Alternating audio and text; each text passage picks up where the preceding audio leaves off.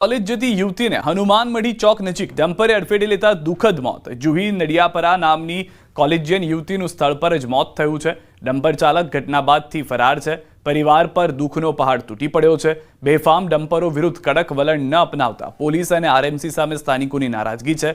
અકસ્માતના હચમચાવતા સીસીટીવી પણ જોવા મળ્યા છે।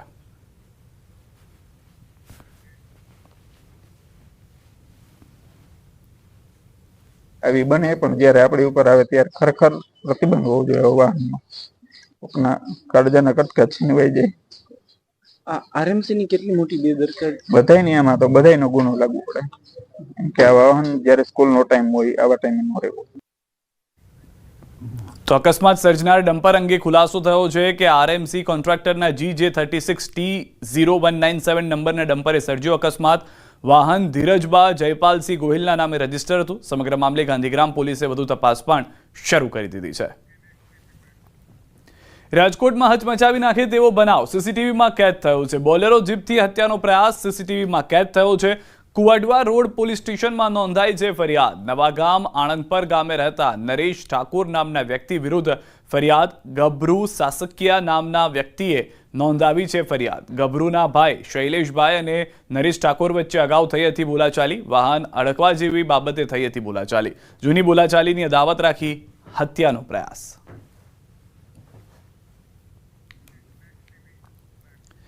વડોદરામાં વ્યાજખોરોનો આતંક। વ્યાજ ન આપતા વિધવા મહિલાના પુત્રને પણ મહિનાથી ઘરમાં ગોંધી રાખ્યો છે।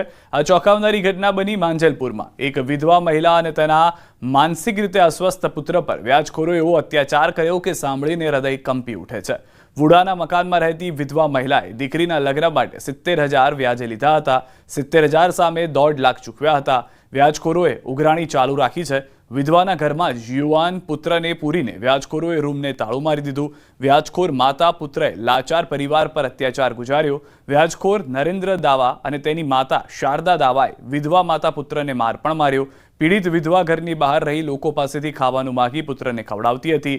સામાજિક કાર્યકરે સમગ્ર મામલાની પોલીસને જાણ કરતા પોલીસે તાળું તોડી યુવાન પુત્રને બહાર કાઢ્યો। માંજલપુર પોલીસે નરેન્દ્ર દાવા અને માતા શારદા દાવાની ધરપકડ કરી છે। ફરિયાદીનો જે માનસિક રીતે દિવ્યાંગ દીકરો છે એને ઘરમાં પૂરીને બહાર તાળું મારી દીધું। તો આ મુજબની ફરિયાદ રમીલાબેન બજાણિયાની આજે માંજલપુર પોલીસ સ્ટેશનમાં દાખલ થયેલી છે।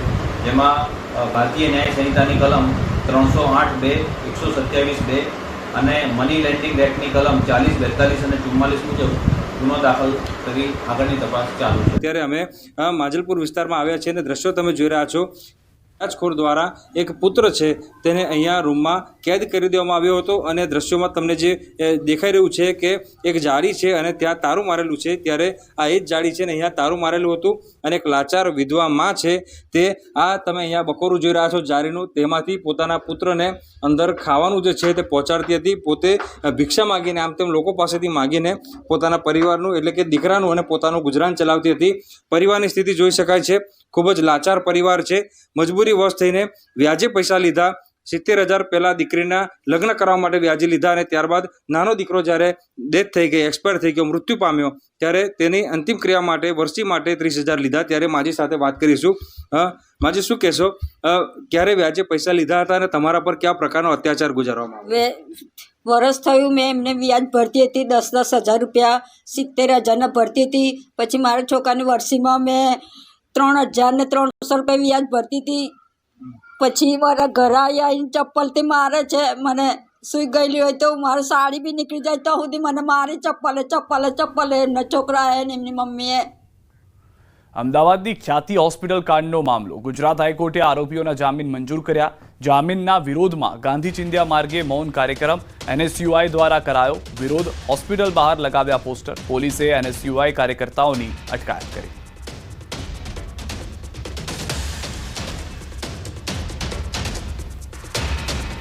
ત્રણ લોકોના છાતી ચીરીને એમને હત્યા કરી નાખવામાં આવી હતી, એક રીતે એવું કહી શકાય।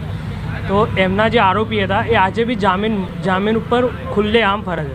માનનીય હાઈકોર્ટ એમના જામીન રદ કરે અને એમને કડકથી કડક સજા થાય। અમદાવાદના વાસણા વિસ્તારમાં ઘરકંકાસમાં પતિએ કરી પત્નીની હત્યા. અહીં પતિએ શંકા કરીને પત્નીની હત્યા કરી નાખી. ચામુંડાનગરમાં હત્યાનો બનાવ બન્યો હતો. 40 વર્ષીય મહિલા ઘરે હતી ત્યારે તેના પતિએ ઝઘડો કરીને પંખાના વાયરથી ગળું દબાવીને હત્યાને અંજામ આપ્યો. બંને વચ્ચે લાંબા સમયથી ઝઘડા થતા હતા. પત્નીના ચારિત્ર ઉપર શંકા હતી, જેને લઈને પતિએ જ પત્નીની હત્યા કરી નાખી. આ તરફ પોલીસે આરોપી પતિની ધરપકડ કરી આગળની કાર્યવાહી શરૂ કરી છે. આખો બનાવ શારદી થા આવડો વેમ હતો અને ખોટો મારી દીકરી ઉપર વેમ ખાતો હતો. બરાબર, આ ઓલા ફોટા સ્ટેટસમાં બધા મૂકે છે, એમાં આનામાં આવ્યો છે એ એણે વેમ ખાતો અને હા, અને એણે આ ગઈકાલે 5 વાગે વહેલી બોલાવી ઉપર હોસલાવી અને ગળે ટૂંપો દઈને મારી નાખી. વાયરથી ગળું ચીપકી અને એનું મર્ડર કરેલું હતું. ત્યાર પછી પોલીસને જાણ કરતાં આ બાબતે કાયદેસરની કાર્યવાહી ફરિયાદ નોંધી છે અને આરોપીની ધરપકડ કરી લેવામાં આવેલી છે. નર્મદામાં ચૈતર વસાવાના સમર્થકો અને પોલીસ વચ્ચે ઘર્ષણ સર્જાયું. કલેક્ટર કચેરી ખાતે આવેદનપત્ર આપવા માટે આવેલા સમર્થકો અને પોલીસ વચ્ચે ઘર્ષણના દ્રશ્યો સર્જાયા. ચૈતર વસાવાના પત્ની પણ રેલીમાં જોડાયા હતા. ચૈતર વસાવાના ફોટા સાથે રેલી યોજી આવેદનપત્ર આપવા માટે જતા હતા. પોલીસની તાનાશાહી નહીં ચલેગીના નારા પણ લગાવ્યા.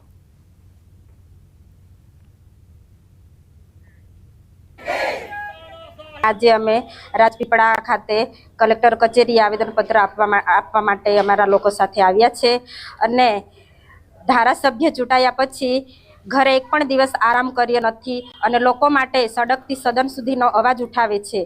નાના બાળકો માટે પણ લડે છે અને ઘણી જગ્યાએ જ્યાં આખા ગુજરાતમાં જ્યાં ચૈતરભાઈની જરૂર પડે છે ત્યાં પહોંચે છે. વરસાદ અંગે અંબાલાલનું અનોખું અનુમાન. જે ભાગોમાં ઈયળ પડે ત્યાં વરસાદ ઓછો થાય.